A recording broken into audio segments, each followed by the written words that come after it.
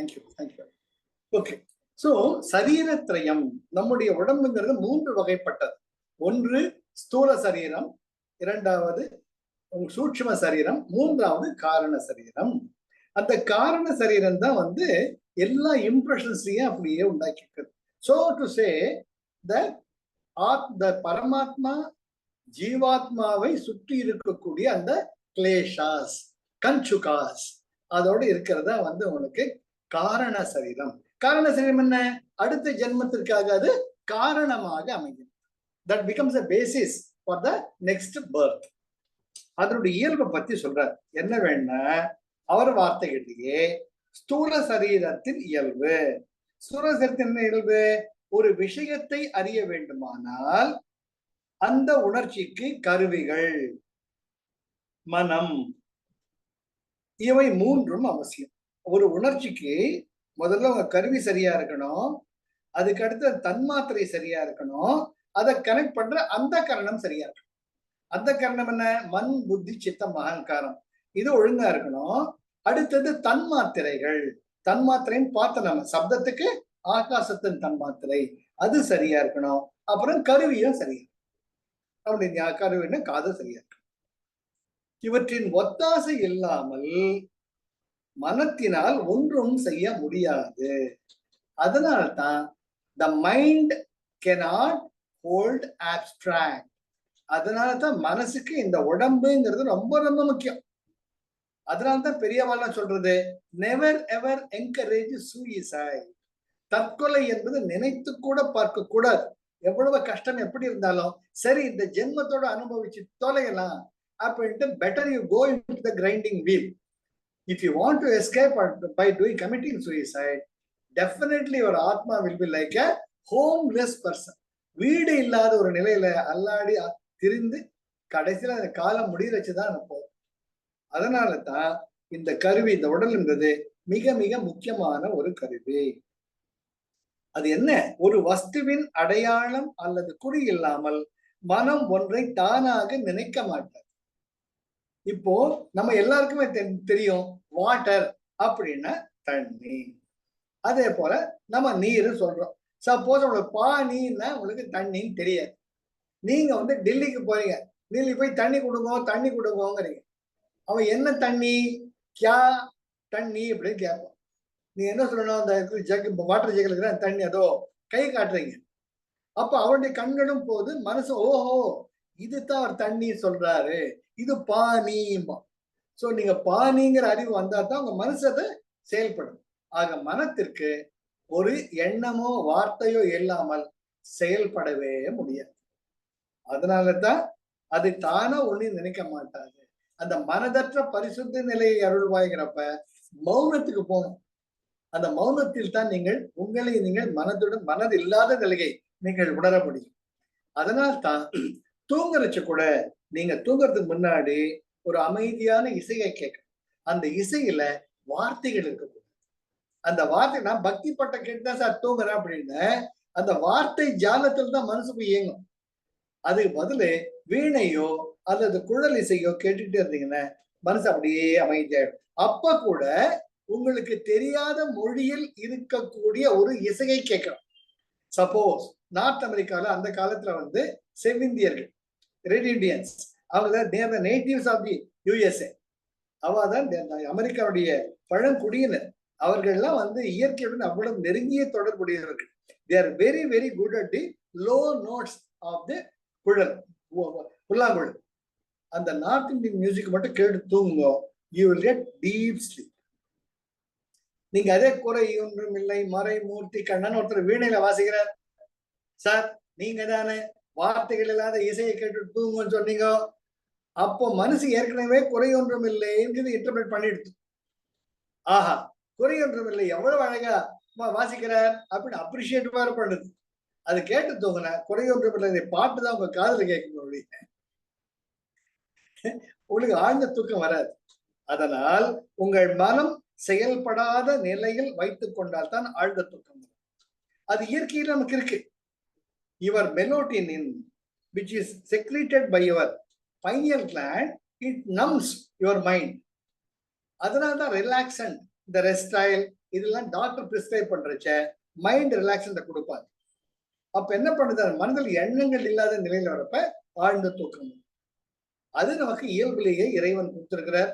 நம்ம யோகாசனங்கள் பண்ண பண்ண, முக்கியமா சர்வாங்காசனம் பண்ண பண்ண உங்களுக்கு பைனியல் கிளாண்ட் தானா ஆக்டிவேட் ஆரச்ச தூக்கத்துக்கு பஞ்சமே இருக்க, நிம்மதியா தூங்கலாம். ஆனால் அந்த நிலை இல்லாதவர்கள் தூக்கம் வரணும்னு தன்னுடைய மனதில் அது புரிந்து கொள்ள முடியாத ஒரு இசை, அது வேற எந்த மொழியிலயும் இருக்கணும், அது கேட்டீங்கன்னா தானா மனசு செயல்பாட்டை இழந்து தூக்கம். புரிஞ்சுதுங்களா?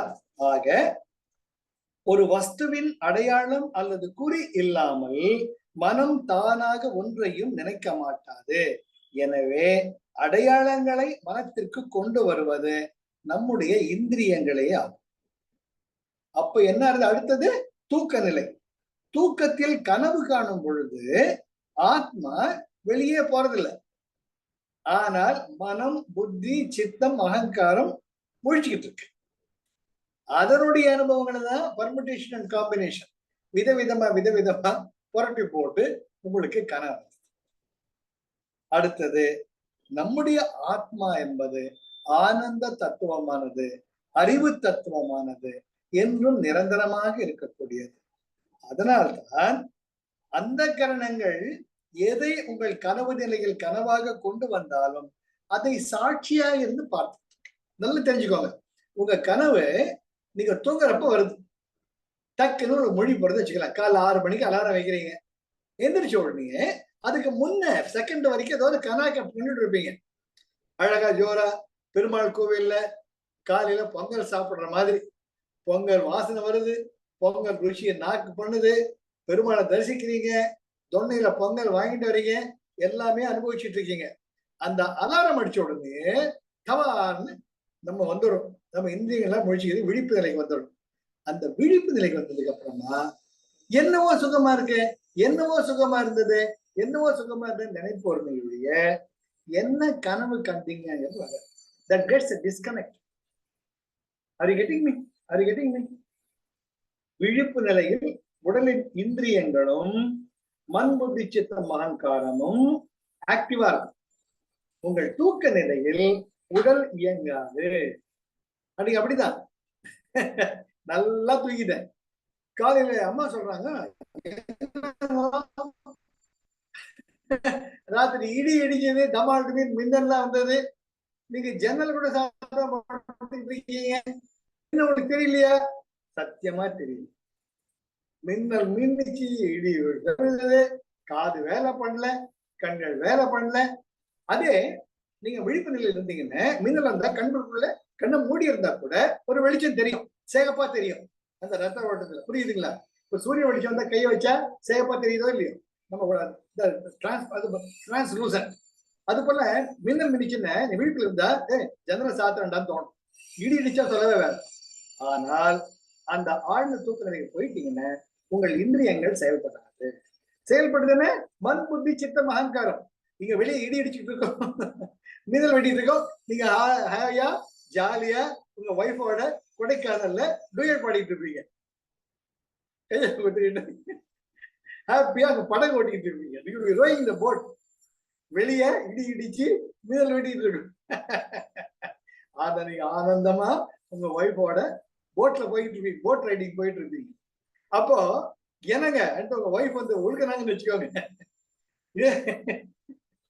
ஏங்க என்னங்க இப்படி தடி மாடு மாதிரி தூக்கு, எரும மாடு மாதிரி தூக்குறீங்க, இடி இடிக்குது, மின்னல் வெட்டுது, டமார செவடு, இது கூட கேட்கல.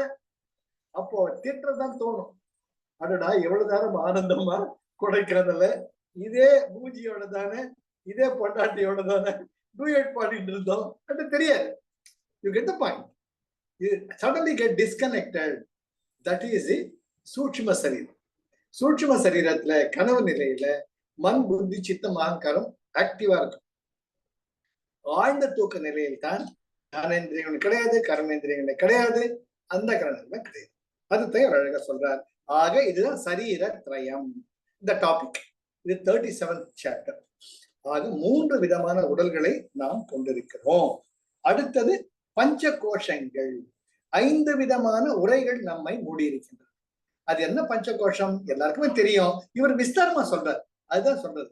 அன்னமய கோஷம், மனோமய கோஷம், பிராணமய கோஷம், மனோமய கோஷம், விஞ்ஞானமய கோஷம், ஆனந்தமய கோஷம். அது அவர் கவிதையில் படிச்சோம்னா கோஷங்கள் ஓரைந்தாய் கூறுவர். அன்னம், பிராண, ஆச, மனோ, விஞ்ஞான, ஆனந்த நேசமுள்ள அன்னமயம், தூலம், அதன் பின் மூன்றும் சூட்சும நன்னய காரணம் ஆனந்தம். அது சொல்ற சிவஞான சித்தியார்ல என்ற பாடல்ல என்ன சொல்றது? மருவு ஆனந்தம், விஞ்ஞானம், மனோ, பிராணன், அன்னமய உருவாம் தன்மை உண்டாய் முன் ஒன்றுக்கொன்று குங்குமமாய் வருமா. குங்குமமாய்னா கலந்து, நம்முடைய இயல்பே ஒளிதான். குங்குமமாய் என்பது இங்க குங்குமம் நீங்க நெற்றி வச்சுக்க குங்கம் கிடையாது. குங்குமம் என்றால் ஒன்றில் ஒன்று கலந்து வருமாம். அன்னமயம் பற்றி மாயை முதற் காரணமாகும். மறுவாய் ஆன்மா ஐங்கோசத்து சார்பு உண்டு அவற்றின் அகம் புறமாம். இது அவர் கவிதை. மேற்கொண்டு என்ன சொல்றார்? அந்த பஞ்ச கோஷங்களை பத்தி நாம விவரமா பார்க்க. அது என்ன பஞ்ச கோஷம்? முதல்ல அன்னமய கோஷம். அன்னமய கோஷம்ங்கிறது என்ன? நாம முதல்ல நம்ம அப்பா அம்மா அவர்களுடைய இணைப்பின் மூலமாக, அவர்கள் அன்பில் கலந்து சேர்ந்ததன் மூலமாக இந்த உடலானது உண்டாரு. உடலை சூஸ் பண்ணணும் பேரண்ட்ஸ் சூஸ் பண்றங்கிறதுல சிவசூத்ரா, அது டிஃபரெண்ட். ஆனா இந்த உடம்பு யார் மூலமா வந்தது? நம்ம அம்மா வயிற்றுல தான் பிறந்தோம். அம்மா வயிற்றுல கரு உண்டாகிறதுக்கு அப்பா காரணம்.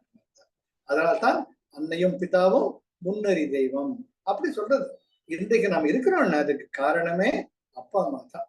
என்னன்றி கொன்றார்க்கும் உய்வுண்டாம் உய்வில்லை, செய் நன்றி கொன்ற மகற்கு. அப்பா அம்மா எப்படி இருந்தாலும், எப்பேற்பட்டவர்களா இருந்தாலும், அவங்க நம்ம இந்த உடம்பு இன்னைக்கு இருக்குன்னா அதுக்கு காரணம் அப்பா அம்மா. அவங்களுக்கு என்றைக்குமே நம்ம நன்றி விசுவாசம் உடையவர்களா இருக்கு. அதுதான் நம்மை மேல்நிலைக்கு எடுத்துச்சு. இவர் என்ன சொல்றார்? அன்னமய கோஷம் தாய் தந்தையர்கள் புசித்த அன்னத்தில் உண்டாகிய சுக்ல சுரோனிதங்களால் உண்டாகி வளர்ந்து மாறுபடுதல், வளருதல், நசித்தல் ஆகிய விகாரமுடையதாய் சப்த தாதுமயமாய் காணப்படும். மரணம் அடைந்த பின் அன்னமாகிய இந்த உடல் பிருத்வியில், அதாவது பூமியில் ஒடுங்கும். உரை கத்தியையும் ஓடு புளியையும் பூமி அரிசியையும் மூடிக்கொண்டு அவைகளால் காணவிடாமல் செய்வதை போல பரமாத்மாவை இந்த கோஷங்கள் மூடிக்கொண்டிருக்கின்றன. கத்தி உரல் வச்சோங்க, கத்தி தெரியுமோ? தெரியாது. அது போல புளி, நம்ம சாப்பிடுற மாதிரி புளி, அது புளிய மரத்துல பாத்தீங்கன்னா ஓடு தனியா இருக்கும், பழம் தனியா இருக்கும். அந்த ஓடு அதை மூடிட்டு இருக்கு. அது போலவே அரிசியை பூமி மூடிட்டு இருக்கு இல்லையா? அது போல இந்த நமக்குள்ள இருக்கிற ஜீவாத்மாவை இந்த 5 கோஷங்களும் மூடி இருக்கின்றன. அந்த சப்த தாதுங்கிறாலே அது என்ன சப்த தாது? இந்த உடம்பின் இயக்கத்திற்கு அடிப்படையானது சப்த தாது. ரொம்ப ரொம்ப முக்கியம். நான் இதை உங்களுக்கு அனுப்புறேன். நானு எதுக்கு நீங்க கூடவே வாங்க. முதல் தாது சாரம். சாரம் அதன் பேரு ரச தாது. நம்முடைய உடம்புல நிணநீர்னு ஒண்ணு இருக்கு. சைல்லும்பாங்க, CHYLE. அதுதான் all the glands, your lymphatic nodes, your endocrine glands, all kinds of your சுரப்பிகள், glands. அது உடம்பு முழுக்க ஒரு அதுதான் நம்ம நிணநீர் அப்படின்னு சைல். அதுதான் உங்களுடைய உடம்பையும் மனசையும் செம்மையா வச்சு. Your cerebrospinal fluid is also ஒரு ரசத்தாது. செரிப்ரோஸ்பைனல் fluid வச்சுக்கிட்டு உங்க குணத்தை ஈஸியா சொல்லிட முடியும். உங்களோட உடல் ஆரோக்கிய நிலையை சொல்லணும்.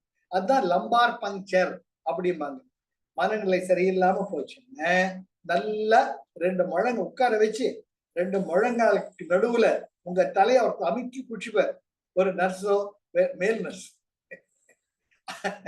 அவனுக்கு ஐயோ வலிக்குதாங்கிறப்ப அந்த 2 டிஸ்க்கு நடுவுல உங்க ஸ்பாஞ்ச் இருக்கு. 2 போன் நடுவுல L4 L5 வச்சுக்கோங்க.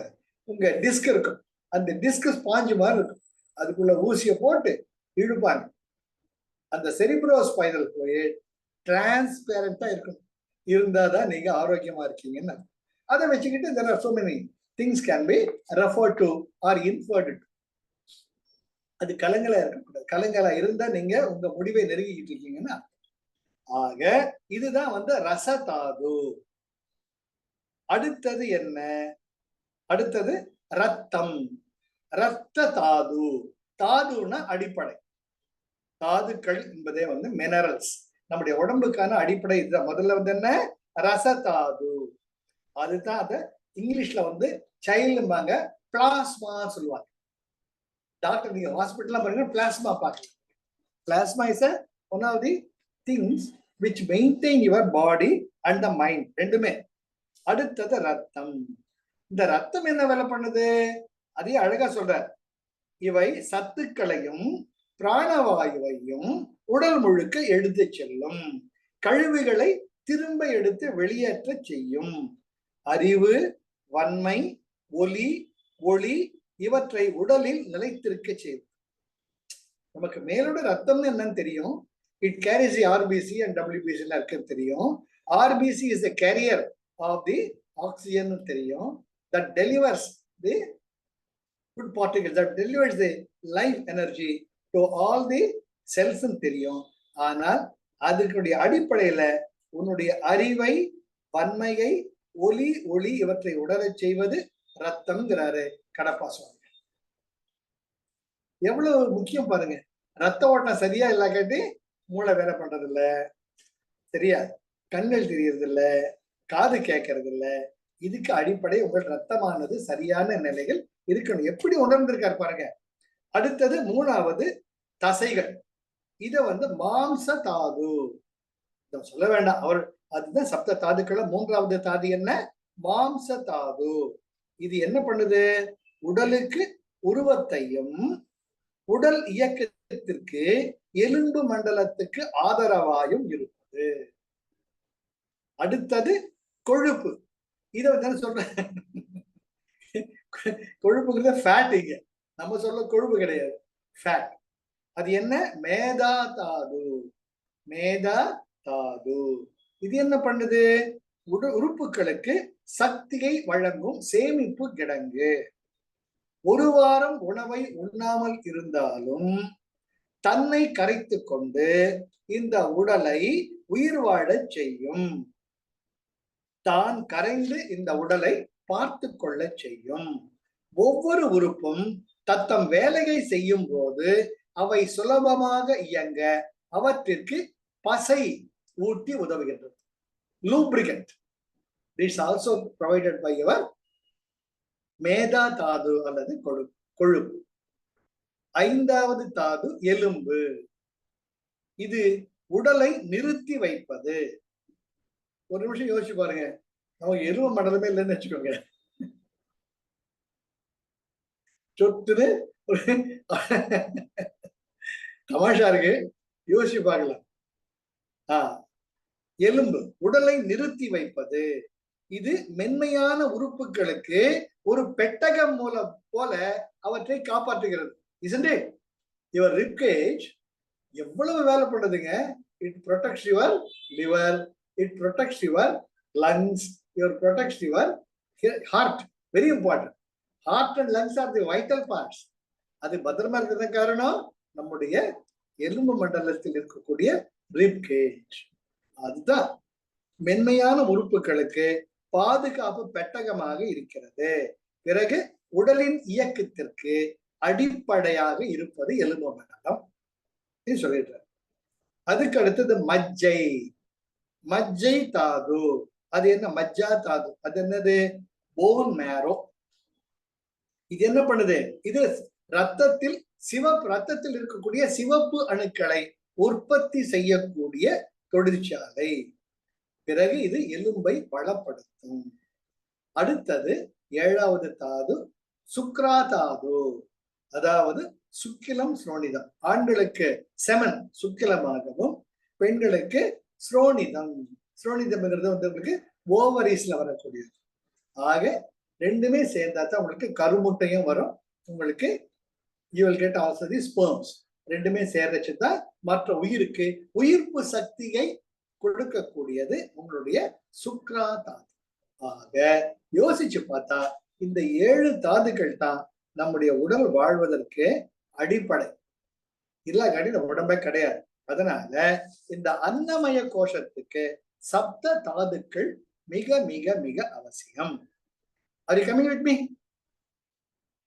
நான் பாட்டு பேசிட்டு கேட்டு இருக்கீங்களா? Show your thumbs up. Good. அதுக்கு அடுத்தது பிராணமய கோஷம். பிராணமய கோஷத்துல என்ன இருக்கு? கர்மேந்திரியங்கள் 5, பிராணங்கள் 5, உப பிராணங்கள் 5 சேர்ந்ததே பிராணமய கோஷம். உங்க கர்மேந்திரியங்களை இந்த தச பிராணாக்கள் 5 முக்கிய பிராண, 5 உப பிராண, அதுதான் உங்களுடைய கர்மேந்திரியங்கள் இயக்குது. அது கம்மிங் வித் மீ.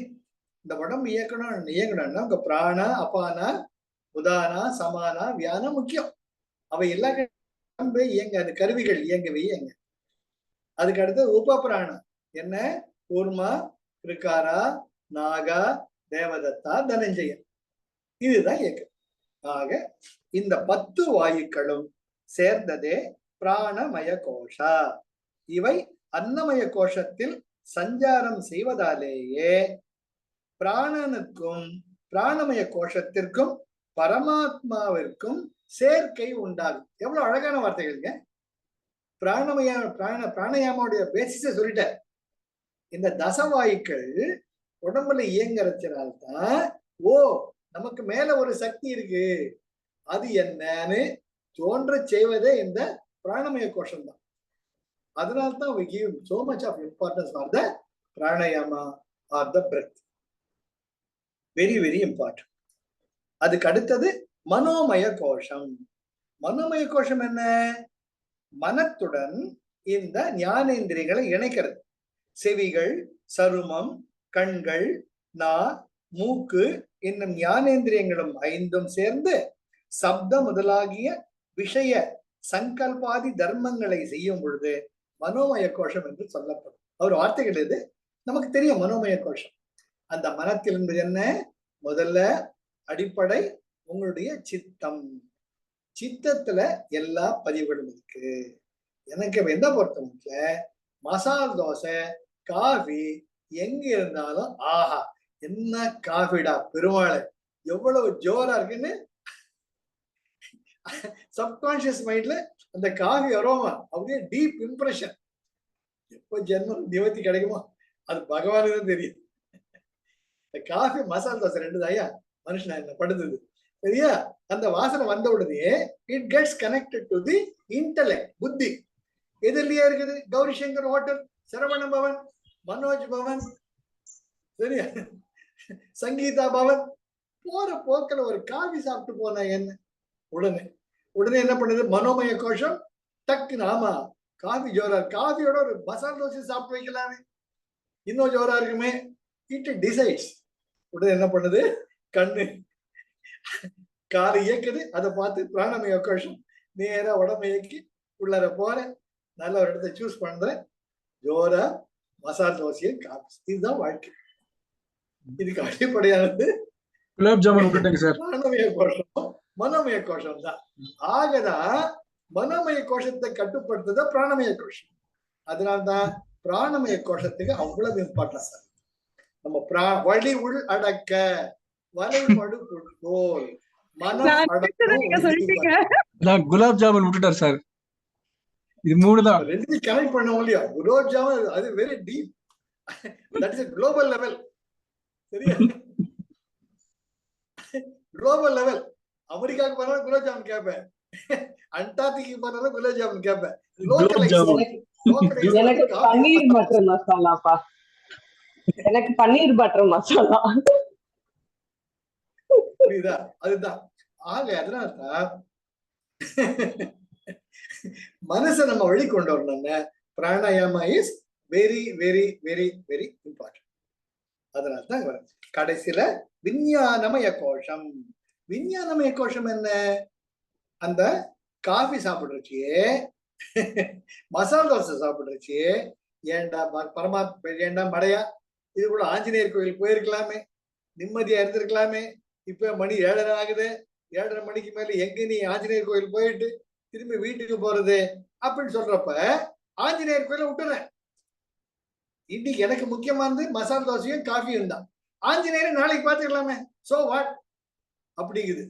அப்போ உங்க விஞ்ஞானமே கோஷம் சொல்லுது, டேய் மவனே, இப்படி கிலோ கிலோவா மசாலா தோசையும் காஃபியை குடிச்சு தள்ளுறியடா லிட்டர் லிட்டரா, அந்த ஆஞ்சநேயரை போய் கும்பிட்டுருக்கலாம்ல, மனசுக்கு தெளிவாவது உண்டா இருக்குமில்ல, விவேகம் உண்டா இருக்குமில்ல புத்தி சொல்லுது. அப்போ ஆமா ஆமான்னு தலையாட்டுறத நிக்காம அடுத்த முறை அதே சங்கீதா பவன் பக்கம் போறச்ச முதல்ல ஆஞ்சநேயர் கோயில் போயிட்டு அப்புறம் masala dosa. You see the difference? You see the difference? Manomaya kosham will activate what you want to achieve the desire. You will create feverishness. நான் பல பேரை பார்த்திருக்கேன்.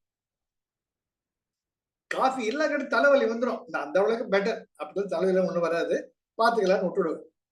ஆனால் விஞ்ஞானமய கோஷம் will tell you which is better, the priority, the order of priority உங்களுக்கு உணர்த்துறது உங்களுடைய விஞ்ஞானமய கோஷம்.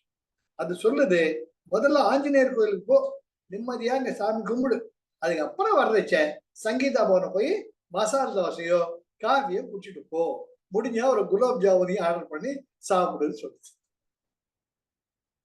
புரியுதா? இதுதான் டிஃபரன்ஸ் மனோமய கோஷத்துக்கும் விஞ்ஞானமய கோஷத்துக்கும். அது என்ன பண்ணுது? இவர் வார்த்தைகளை கேட்டா புத்தியும் ஞானேந்திரியங்கள் 5 சேர்ந்து அன்னமய பிராணமய மனோமய கோஷங்களுடன் கூடின. அந்த கரணத்திற்கும் மன விருத்தி எப்பொழுது உண்டாகின்றதோ அப்போதே அந்த விஞ்ஞானமய கோஷம் என்று அறியப்படும். அந்த கரணங்களோட புத்தி சேர்ந்துச்ச அது விஞ்ஞானமய. ஆக புத்தி வெரி இம்பார்ட்டன்ட். அதுக்கு அடுத்தது ஆனந்தமய கோஷம். ஆனந்தமய கோஷம் என்பது 3 வகையை அவர் சொல்றார். பிரியம், மோகம், பிரமோதம். இந்த 3 விரத்திகளும் கூடியதுதான் ஆனந்தமய கோஷம். ஆனந்தமய கோஷம் என்ன சொல்லுவாங்க எல்லாருமே?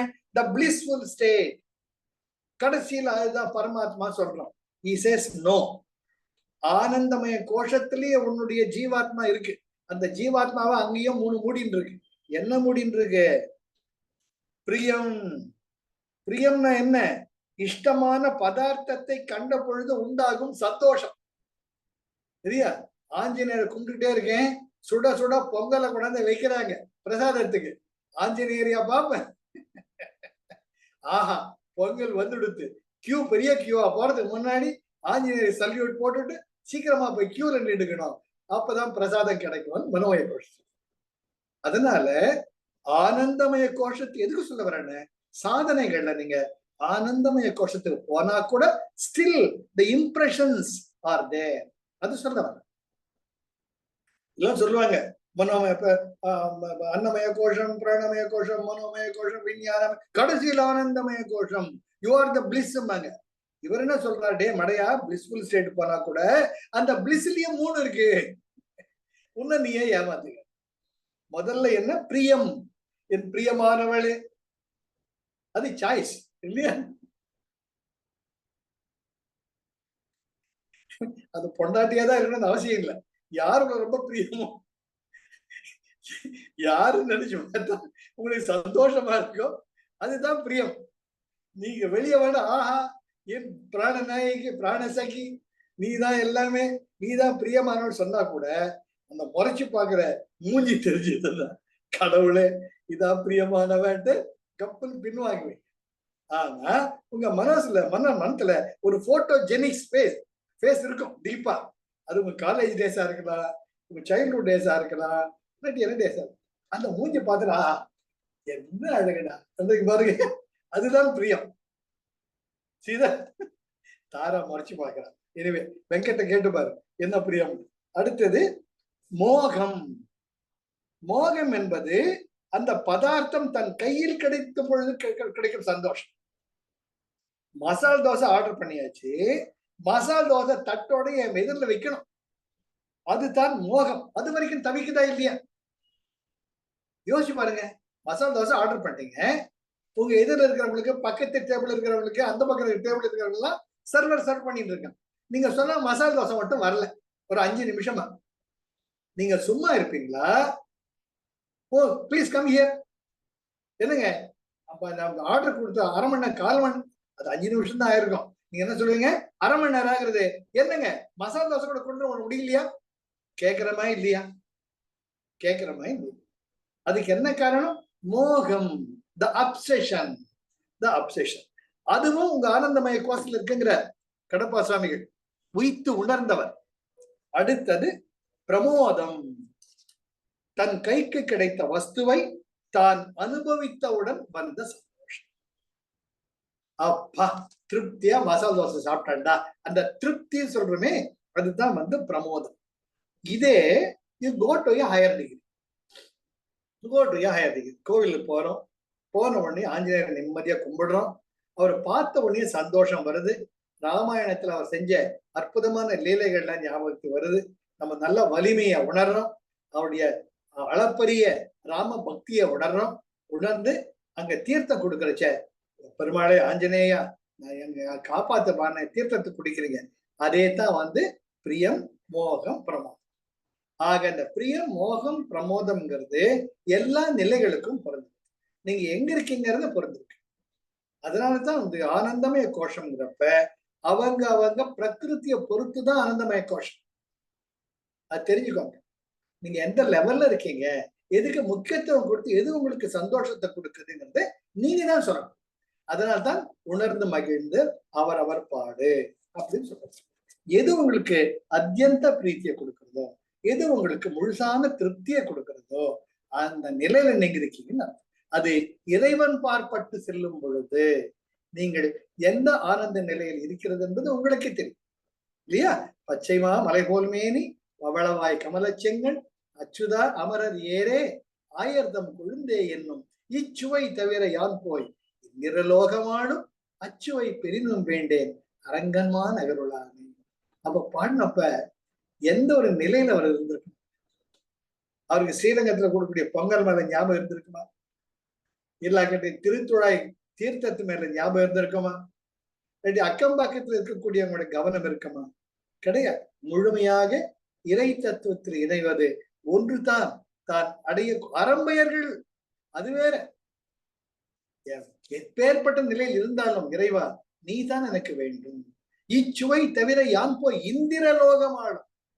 இந்திர பதவி என்பது நினைத்ததை அடையக்கூடியது, அனைத்து விதமான சுகங்களும் தரக்கூடிய ஒரு பதவி.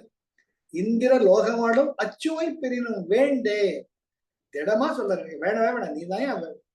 அதுதான் வந்து அங்கேயும் அதுதான் பிரியம், மோகம், பிரமோதம். ஆக உங்கள் ஆனந்தமய கோஷமானது 3 நிலைகளை உடையது. இவ்வளவு டீப்பா யாருமே படிச்சது இல்லை சார், நான் கூட படிச்சது கிடையாது. கடப்பா சுவாமிகள் மாதிரி ஒவ்வொரு கோஷத்தையும் பிரிச்சு மேயஞ்சவர்களை பார்த்ததே கிடையாது. ஆனந்தமய கோஷத்துல கூட பிரியம், மோகம், பிரமோதம், இந்த 3. முதல்ல ஒரு வசுவை காண வரும்பொழுது ஒரு அதை அடைய வேண்டும் என்ற ஆசை, பிரியம். மோகம் என்பது அதை அடையும் வரை தவிக்கக்கூடிய தவிப்பு, வந்தவுடன் அடைவது. 3வது பிரமோதம், அந்த வஸ்துவை அனுபவித்தவுடன் உங்களுக்குள் ஏற்படக்கூடிய ஆனந்தம். இந்த 3 நிலைகளும் இருக்கும். அது எந்த வஸ்து, எந்த உணர்வுங்கிறது அவங்களோட. ஆக இந்த 5 கோஷங்களும் ஒவ்வொருத்தருக்குமே இருக்கு. அன்னமய கோஷம், பிராணமய கோஷம், மனோமய கோஷம், ஆனந்தமய கோஷம். சோ இன்னைக்கு கோஷங்கள் ரொம்ப முக்கியமான பார்த்தோம். இன்னைக்கு நாம ஞாபகம் வச்சுக்கோங்க, எப்படி சரீரத்திரயம் என்ன இருக்குன்னு பார்த்தோம். அப்புறம் ஒவ்வொரு அந்த 5 கோஷத்தை பார்த்தோம்.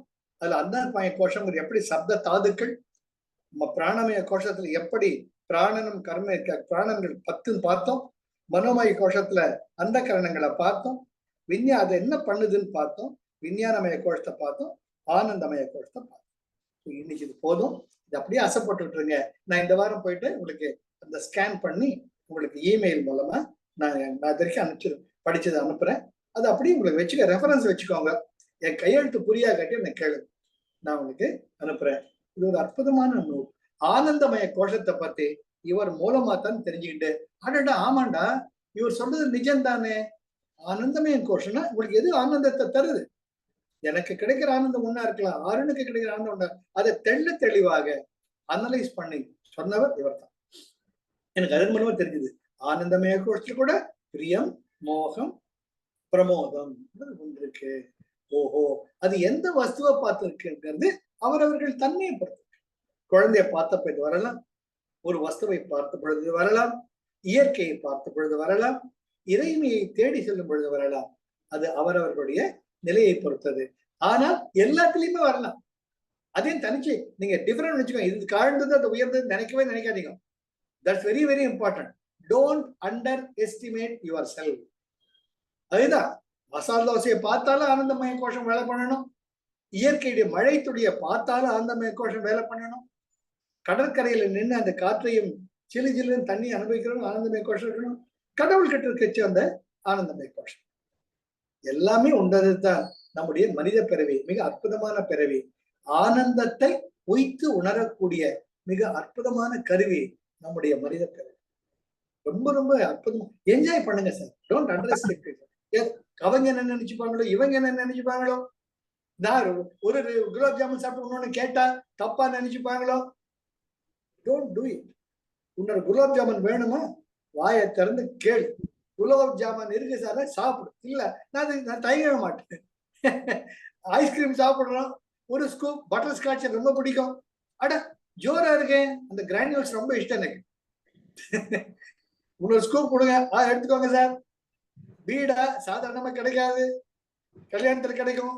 ஒரு பீடா சாப்பிட்டுட்டு ஆஹா ஜோரா இருக்கே ஸ்வீட் பீடா, இன்னொன்னு கொடுப்பா, எடுத்துக்கோங்க சார், அப்பா திருப்தி. அது போல உங்களை நீங்க ஏமாத்திக்க, உங்களுக்கு இந்த திருப்தி. அதுக்காக தான் சார் மனுஷ பிறவி. கண்ணை மூடிக்கிட்டு நான் பார்க்க மாட்டேன், என்ன பைத்தியக்காரத்தம். கண்ணை மூடிட்டு பாருங்க, எல்லா அழகுகளையும் ரசிங்க. But don't get affected or obsessed. பீடா இல்லை சார் இந்த கல்யாணத்துல, அதுவும் அனுப்பிச்சிருக்கேன். பீடா கூட கொடுக்கல, கல்யாணமாயா கேட்டு பண்ணிருக்கான். ஒரு ஐஸ்கிரீமுக்கு வகை இல்லை. இவன் சாப்பிட்டதுலாம் மறந்துடுவான். வெஜிடபிள் பிரியாணி சாப்பிட்டு இருப்பான், கோபி 65 என்னையே வச்சுக்கிறேன் 65 எல்லாம் சாப்பிட்டு மூக்கு நிறைய சாப்பிட்டு இருப்பான். வெளியே வந்து கையால் மீண்டதுக்கு அப்புறமா ஐஸ்கிரீம் சார், ஐஸ்கிரீம் இல்லையே, பீடா இல்லையே. இதெல்லாம் ஒரு கல்யாணமா? போன வாரம் அந்த கல்யாணத்துக்கு போயிருந்தேன், எவ்வளவு ஜோரா பீடா கொடுத்தாங்க, ஐஸ்கிரீம் கொடுத்தா சொன்னா நீ கடை வடிகட்டிய நயவஞ்சகன், நன்றி கேட்டான். அவன் கொடுத்ததெல்லாம் be always be grateful, count on your blessings. அந்த கல்யாணத்துக்கு போன ஆனந்தமா பீடா சாப்பிட்ட, ஆனந்தமா ஐஸ்கிரீம் சாப்பிட்டேன், இன்னொரு ஸ்கூப் ஒன்று சாப்பிட்டேன், very good, enjoy that. But never ever criticise when you are not getting. If you still உங்களை நீங்களே செல்ஃப் இன்ட்ரோஸ்பெக்ஷன் பண்ணிக்கோங்க. அந்த பீடா இந்த கல்யாணத்தில் இல்லைங்கிறப்ப கல்யாணமாயதுன்னு உங்களுக்குள்ள தாட் வந்ததுன்னு, you are third grade, you have to improve upon yourself. கிடைச்சது சந்தோஷப்படுங்க, always count on your blessings, that will only raise you to the higher levels of the consciousness. Very very important, very very important. ஒருத்தர் வெள்ளையா அவங்க கூட கண்ணு ஒரு நிமிஷம், ஒருத்தர் வெள்ளையா இருக்காங்க, அவங்களோட நெருங்கி நெருங்கி பேசுறீங்க, கொஞ்சம் பேசுறீங்க, பாலிடிக்ஸ் பேசுறீங்க, பார்த்துருக்கு அதெல்லாம் கல்யாணத்துல. இந்த பக்கம் கருப்பு ஒருத்தர் வந்து உட்கார்ந்து இருப்பாரு, இந்த வெள்ளை கருப்பு அது எங்க இருந்து வந்து தெரியும். அந்த கருப்பை திரும்பி பார்த்துட்டு இந்த மனுஷனுக்கு வேற இடமே கிடைக்கல உட்காரத்துக்கு, என் பக்கத்துல உட்காந்துக்கானே, அவர் சொல்லுவார் ஹலோ சார், ஹலோ, அவ்வளவுதான். வெள்ளைக்காரன் வெள்ளையா இருக்கிற தோல் போட்டுக்கிட்ட கொஞ்சம் கொஞ்சம் போய் இதெல்லாம் பார்த்தேன் நான். இரடா மனுஷங்க இவங்க, இரடா மனுஷங்க, உள்ளத்தை யாரும் பார்க்க மாட்டேங்கிறாங்களே. அதனால எந்த நிலையில ஆனந்தமய கோஷத்துல நம்ம இருக்கோங்கிறத நம்முடைய மனசாட்சி தான் சொல்லும். சரியா? குட். சரி, இப்ப நம்ம ஷேர் பண்ணிக்கலாம். சொல்லுங்க. I am very happy that you are here. What ever you want to share. Tara சொல்லுமா. இப்ப ஆனந்தமயா கோஷால தான் நம்ம பிளிஸ்ஃபுல் ஸ்டேட்னு நினைச்சுட்டு இருந்தோம் இல்லையா? இப்ப இவர் மூணு இத வந்து செக்ரிகேட் பண்றாரு. அப்ப இந்த மூணுமே வந்து திருப்பியும் நம்ம அட்டாச்மெண்ட் ஆர் அதே தானப்பா வருது? கிடையாது, கிடையவே கிடையாது. இட் இஸ் லைக் வார். ஒரு கோல்டு மைன் போறேன்னு வச்சுக்கோங்க, கோல்டு உங்களுக்கு அப்படியே கிடைக்குது, வித் ஆல் த இம்பியூரிட்டிஸ் தானே கிடைக்குது. ஆமா, வைரம் அப்படிதானே, with all the impurities you get it. So purification process பண்ணத்தான் யூ நோ தி பெஸ்ட். அதனால ஆனந்தமய கோஷத்துல இந்த மூணுமே their integral part of it. நீங்க அதையே எந்த ஹையஸ்ட் நிலைக்கு எடுத்துட்டு போறச்ச யூ பிகம் காட். அதுதான் சாயுஜ். உங்க மனசும் அந்த உங்களுடைய பிரியமும் முதல்ல இருக்கணும், மோகம் முதல்ல இருக்கணும், பிரமோதமும் இருக்கணும்.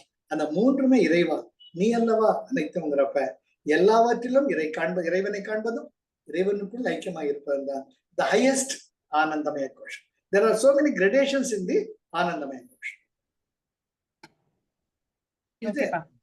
ஓகேப்பா சார் எனக்கு ஒரு இது சார்